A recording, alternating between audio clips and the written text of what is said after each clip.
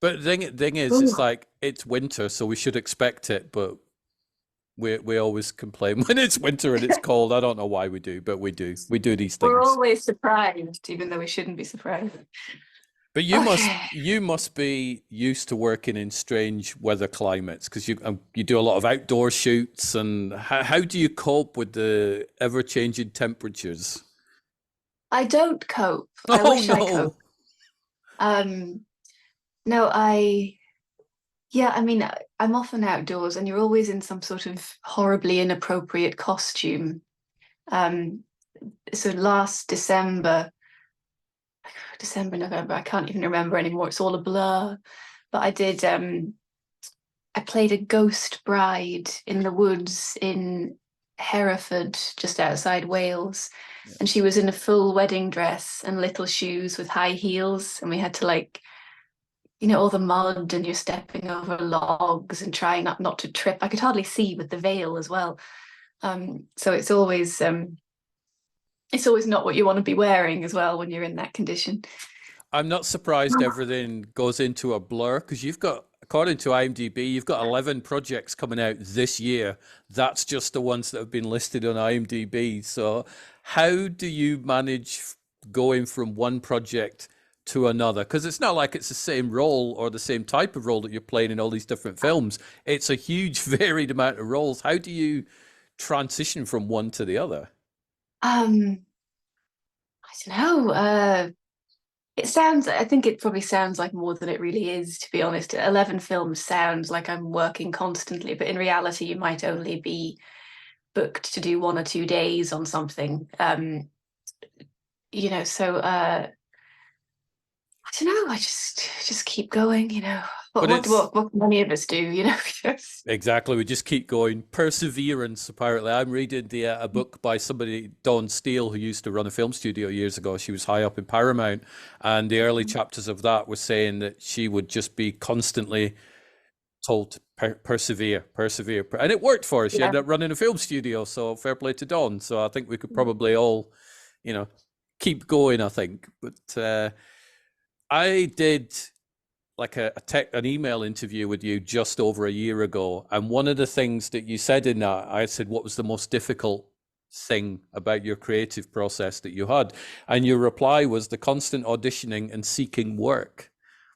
Has that got easier over Yeah. the past 12 months, or is it the same, or is it more difficult? How is it? How have things changed in the past year? Obviously, we're a little bit further away from the pandemic, but the ghost of the pandemic is still there. So I mean, it never gets easy, I think, and it never goes away. I think it's just going to be a character. It's part of the character of your life if you choose a creative pathway, whether that's writing, directing, acting, music. It's not a secure job. So you don't have the sort of, I get up and go to work and a 9 to 5 and then I come home.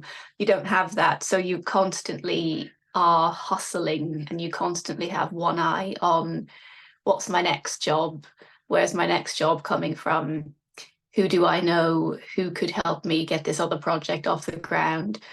And you've got that worrying in your head all the time. Um, but that's the choice you make when you go into this business. But it's fine, I'm fine. you are fine. There's there isn't a sort of month goes by when I don't put a film on, and it's like, oh, there you are, you're there. Wrath of Dracula was a prime example last year, which you were fantastic in, I might add.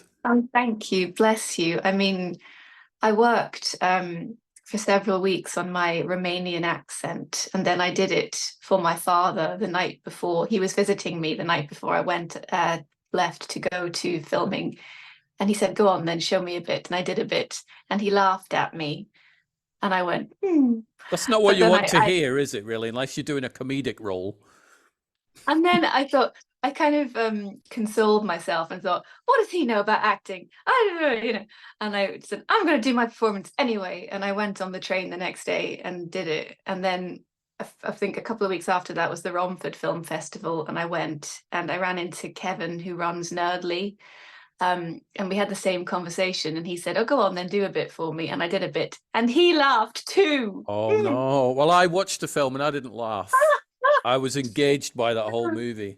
Bless you. I mean, yeah, it's too late now, you know. Yeah, but it worked. I Oh remember dear. I was sent the film to watch, and I'm like, another Dracula, because I've seen a lot of Dracula movies No, over I the years. haven't. There is a lot of them, and I've seen most of them. And I'm like, oh, here we go. I'll watch another Dracula movie. But I knew Sean Cronin was in it. I'm like, well, I like Sean, so I'll watch him Yeah, and see how he does it. And even though it was a Dracula movie, it did something different with the whole Dracula mythology, and it thank was, you. you could have called it something else and it'd be like, oh, that still works. It wasn't just a rehash of Yeah, I Dracula. It was mean, different. what I liked about the script and the way Steve wrote it was I thought it had a focus on telling the story from the women's point of view. And I thought the women characters have more to do than they usually do, because in the sort of classic, in the novel, the women are quite passive and sort of things happen to them, rather than them being sort of agents of what's happening.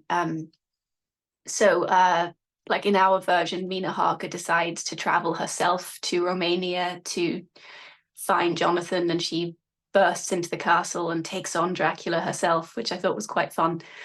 Um, and yeah, I mean, with my character, I tried to look at it as I did some reading about women that have been abused, have been in like domestic violence situations, and the relationships they have with their husbands, because I felt that Maria was obviously in an abusive relationship with Dracula, Yeah. which I know sounds ridiculous, but you've got to try and give it some kind of reality as an actor as to, you know, okay, how am I going to approach this?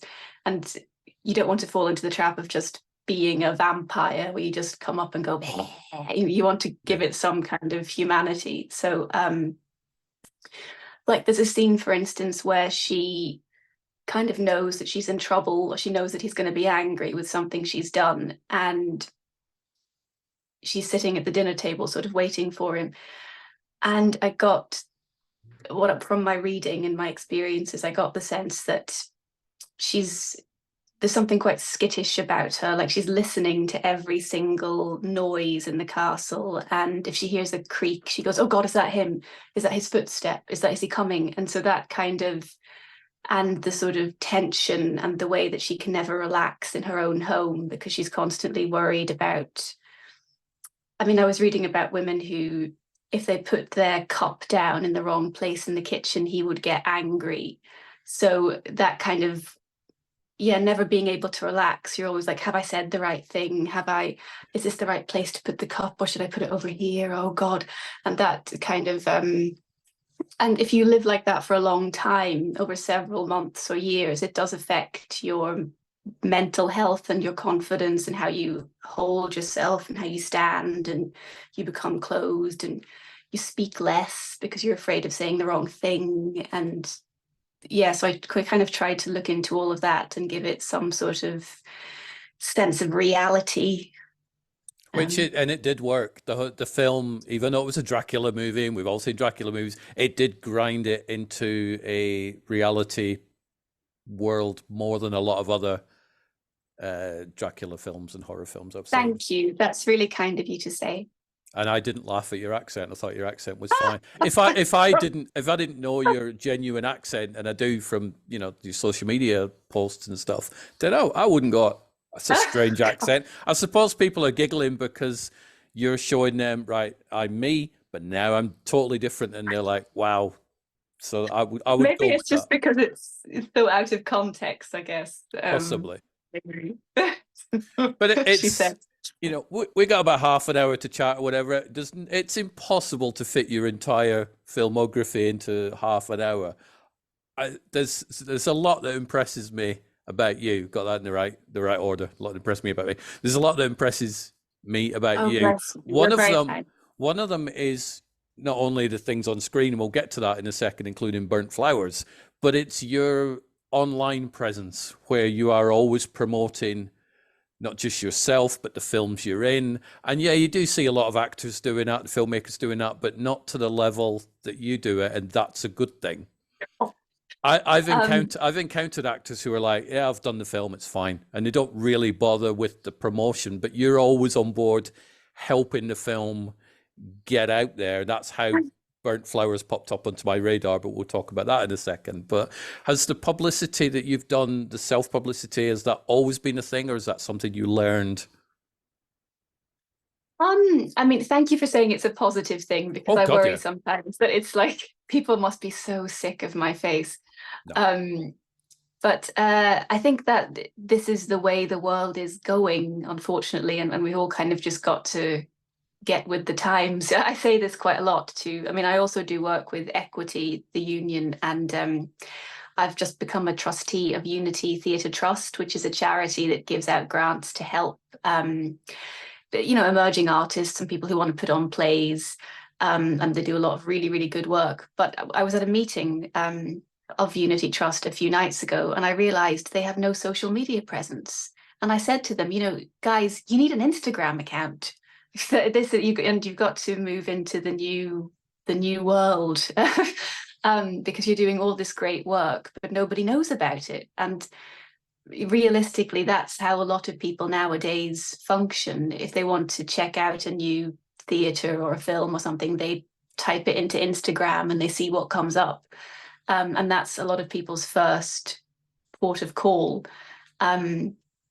So yeah, and I mean, I don't think it has to be too onerous. It doesn't have to take over your whole life. You can post something, you could spend 20 minutes in the morning posting in it, and that's you for the day. So it doesn't have to be, like all day long. But the thing about indie film is it is so collaborative. And when you haven't got corporate sponsorship or, like a lot of money behind you with publicists to kind of do all this stuff for you, you end up having to do it all yourself. But we have to support each other.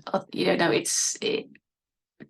know we're a big team on Burnt Flowers, and Michael and Lou have been fantastic, but they can't do it all themselves. It takes everybody posting to get the word out, and generate excitement Buzz. about it. So Yeah, generate the buzz for the film. And there is a buzz with Burnt Flowers. I mean, I've purposely avoided reading too much about what the storyline of Burnt Flowers is, because I like to go into a film just going, right, I know who's in it. I don't know if I could even Watch tell you it. the storyline. It's so complicated now that I I'm don't not want you even to sure tell me. I've followed it Don't myself.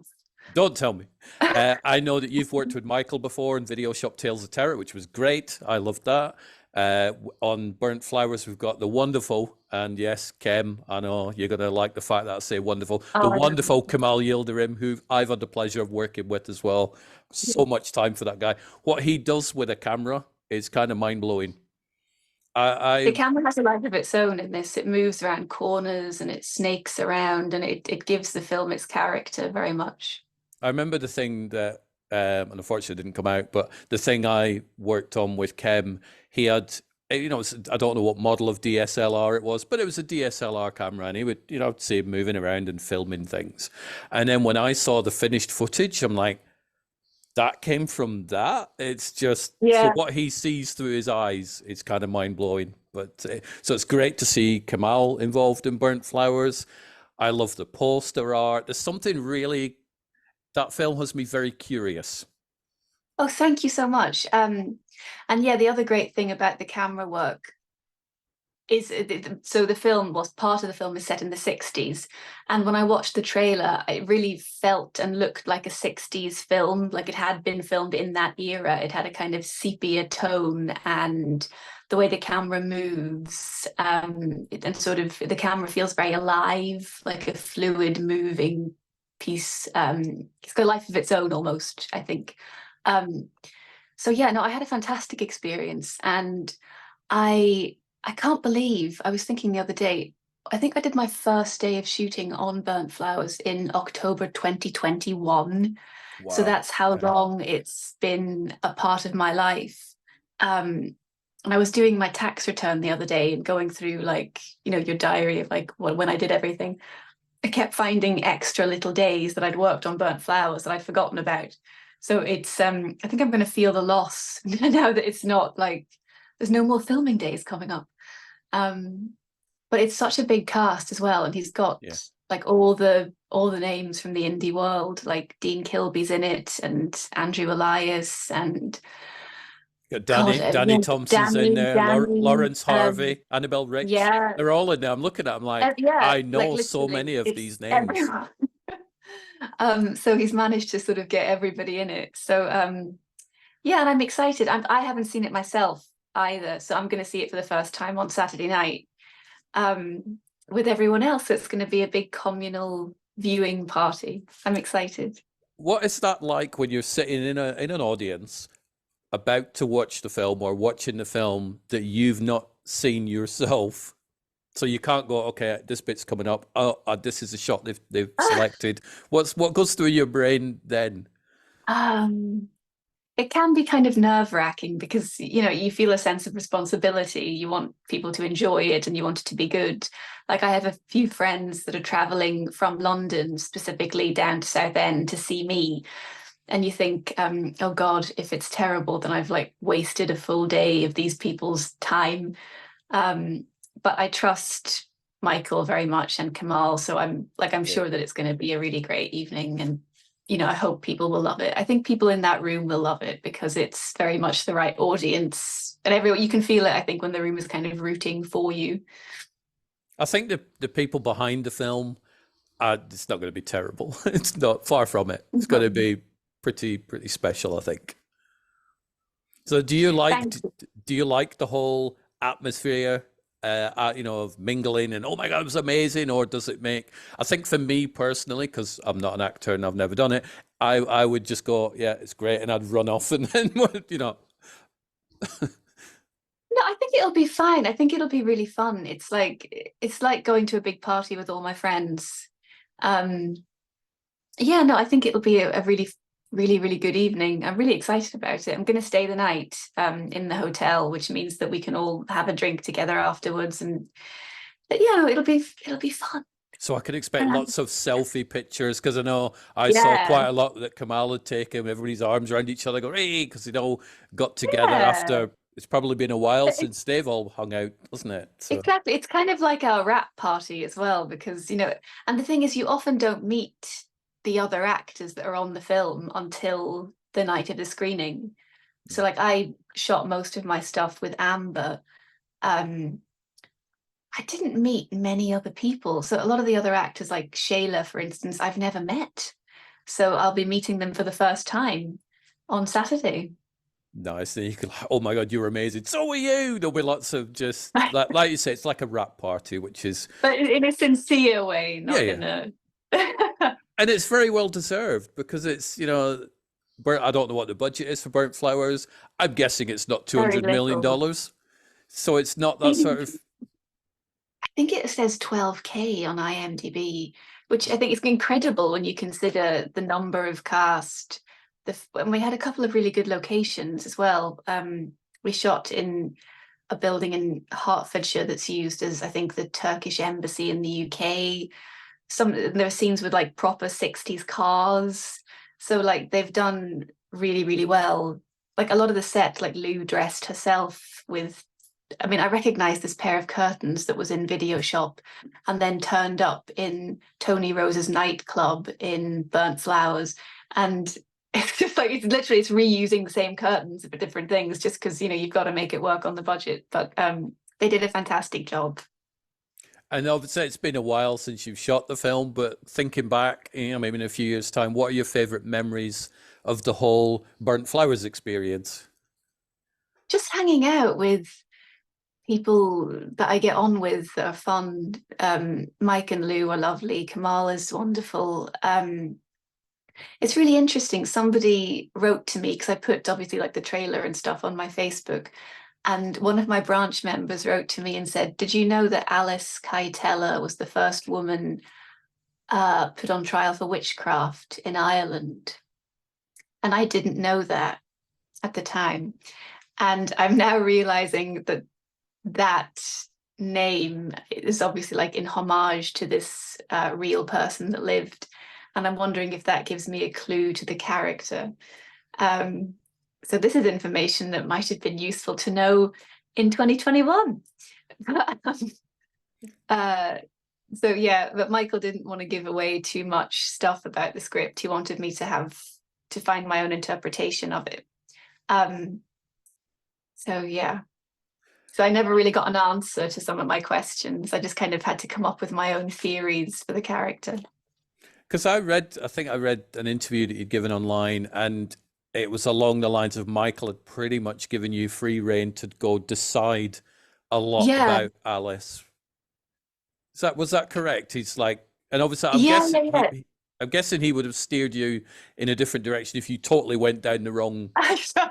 You would Well, I hope, hope so. maybe not. I mean, yeah, so I developed different theories over the filming, because as I said, it was like a long, drawn out shoot over a couple of years. So at first, when I read it, you first meet her in the 90s, and I had this theory in my head that she's, that Fight Club thing, where it's like the other character is just a figment of his imagination and he's projecting his own thoughts. I thought that's what that is. I've worked it out. And I thought I'm just a projection of Frank's id. That was my bit of Freudian. And I thought I was so clever. And I was like, oh, I've worked this out. And then we shot some stuff in the 60s and I was there. And I thought, oh, okay, so I do have an existence outside of Frank because I'm doing stuff in the 60s.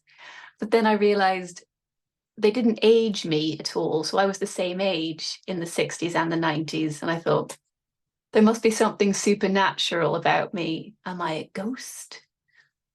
And I kind of asked Michael, and he was like, oh, well, you're just. And he kind of wouldn't really answer the question. So I was sort of acting a bit in the dark, like, I think that it should be like. So I was kind of having to trust that, I guess, in the edit that this will work, and it's like it's up to the person who edits it to make it into a cohesive piece. Yeah. Because I don't get to see, like, I don't know what Dean Kilby did, for instance, because I wasn't there, so I don't know how he did it. So I hope that it's all been pulled together in a way that makes sense. That must be really, really weird playing a character and you're not quite sure what your character is whilst you're playing it. Is that something that's more common than I think it is, or is that just like what's Michael's done is rare? It's quite rare to have such little information, I'll be honest. And as also because it was such a long shoot, I had some theories that in 2021 I was convinced I was a ghost, so I was playing it like that. And then in 2022 I had come to a different conclusion, which meant I was then playing it slightly differently. And I'm like, I hope this makes sense, because like, is this going to be consistent? And then there was a question as to whether the character lived or died. And I was like, am I alive? Am I dead? And I reached a point where I was like, you know what? I don't know anymore. Michael's going to have to make this make sense, because I can no longer make sense of this. But could you imagine if the wrong actor did that, and then there's the poor editor going, what are they doing? What are they doing? 1 minute like this, next minute like that. It makes no sense. So it's, fair play to I your know. talent. You obviously, hopefully, Well, didn't we'll give the see. editors that much of a headache. Yeah, you've got to try and keep it sort of so you vaguely seem like the same person in amongst all of these changes.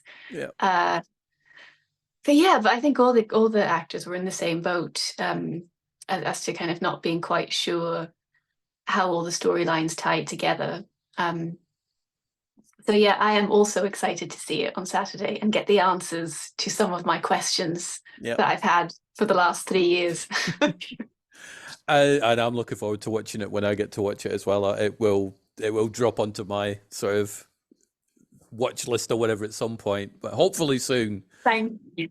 But and then you've got Bogeyville coming up with your back with Sean Cronin again. He's got his director's hat on this time rather than his vampire cloak. So, and he was so good as a director. I'd never been directed by him before, and I'm always a little bit not skeptical, but sometimes just kind of nervous when an actor that I know as an actor suddenly tells me they're going to direct. There's always a bit of me that's like, Have you seen some of Sean's directing work, or have you not seen any yet? No, I have actually. You're right. I've seen Give Them Wings, and Give then Them Wings was amazing. Yeah, really, really good. And then I was also, he very kindly invited me to Our Kid, as well, Yeah. which were both really, really good, fantastic. But they were both they were kind of very much about real working class people in the north of England, whereas Bogeyville is a sort of fantasy vampire thing, so a very different genre. But he was so, so good as a director. He was so intelligent and gave me just enough direction for me to be able to make sense of it. Because sometimes new directors can either talk way too much and give you way too much information, or else not give you very much information at all, in which case you're like, what am I doing? You know. And gave me enough time, was so sensitive. Yeah, you know, I was really, really lucky to be involved, actually. No, I think it's going to be epic. I think it's going to be so epic. I've seen some shots. Daniel Patrick Vaughan was the cinematographer, and it's such like the cinematography is just mind blowing. Yeah, I felt very, very lucky. And what else have you got coming out in the near future that you can talk about? I'm really excited about Jonathan Zaurin's Derelict. Jonathan Zaurin a couple of years ago made Wyvern Hill, which I had a smaller part in, and this is his next project. Wyvern Hill was already amazing, but I think he's now taken it to the next level, you know. He's got a real gift for cinematography. The camera work is stunning. It's a great central performance from Suzanne Fulton. Yeah, I'm very lucky to get to work with talented people that make me look good. But they do, and also your talent makes you look good as well, doesn't it? Because you know what you're doing. Clearly, you do know what you're doing. Otherwise, you wouldn't be able to We'll have. You see. know. No, it's true. I've seen you in a lot of films over the past few years, and you do know what you're doing. I love the fact that you're very varied with a lot of your roles as well. So you know that shows It's talent, doesn't honestly, it? it's just you're very kind. It's mostly trial and error, and I think that's the best way to learn anything, is to just do it. And sometimes it works and sometimes it doesn't. And if it doesn't, you learn from it and do it better next time. Yeah. It's better to be unafraid and not be afraid to get it wrong either. It's better to try and get it wrong rather than keep doing the same safe performance over Of and course over it is. again. Um, But so you in 80 hours, it will be the premiere. 80 hours from now, it will be the premiere of Burnt Flowers and you're down there counting in it in literal Southend. hours. Pretty I'm much. only Yep. counting in days. Oh, I'm impressed that you're counting in hours. do you prefer days or do you prefer hours? I've just been thinking 2 days, but I mean, you've taken Yep. it. I should do a countdown on my Facebook. do. 79 hours. But I would not only thank you for all the other films and stuff you've appeared in, because this core of indie filmmakers, and there is a core sort of unit. I see everybody Absolutely. sharing everybody else's projects. There's no Yeah. sort of don't watch theirs, watch only mine. There's none of that goes on within this little wonderful community in the UK, which is nice. Well, yeah, we have to help each other, I think. Yeah. You know, if indie films don't get made, then we lose our voice and there'll be nothing left other than, you know, really, really big budget superhero movies. And I don't want it to get to that stage where there's no kind of art coming from the ordinary people. And it means that big studios get to choose precisely what you see. The power should be with the people always. It should. And, you know, little indie films don't end up on the cover of Empire or Total Film. It's always the Marvel movies or the Fast and the Furious movies. And I watch more independent, smaller films than I do the Marvel movies and whatnot, because I enjoy them more. I can go into a film like Burnt Flowers when I am watching it, not knowing anything about the storyline. I can't say the same for the latest Disney film because it's been plastered everywhere. And I suppose it'd be great for indie films to be plastered everywhere. But from a film point of view, I get more excitement watching independent films and those who Well, make them. I think you can take more risks with indie film as well, because the budgets now are so big with the big blockbuster movies that they can't afford to take a risk because they might not make their money back. and it's all about making all that money back. Can you imagine if you had taken millions from people that you had to pay back? Whereas if you're only making it for 12 grand, you've got nothing to lose, and you can make what you wanted to make without the element of censorship almost. Yeah, and it's a breeding ground for new ideas and gives new talent a chance to showcase their work on a screen. And you know, the voices of the future, I think, are going to come from the indie community. And they do. I listen to the voices of the indie community constantly. So I love what you guys do. Someone's listening. keep doing it. You know, I don't make money doing all the stuff that I'm doing, spending 24 hours a day on Twitter or Facebook. I do it because I love it, and because I get the easy bit. I get to sit down for an hour and a half and watch films that you've all spent months and years and 12 grand making. I get the simple bit. So I enjoy trying to give back where I can. Thank you. And I appreciate your support very much. You are very welcome. So I'm going to let you go for now, because I'm sure you've got a lot on today, and you know, less than 80 hours. Less than 80 hours, you've got the premiere for Burnt Flowers. So get ready. Have a wonderful weekend, and I do look forward to all the updates and stuff as well, Ayvianna. Okay. Thank you so much, Stuart. Pleasure to chat to you. You are welcome. Take care. Bye-bye. Bye. Bye.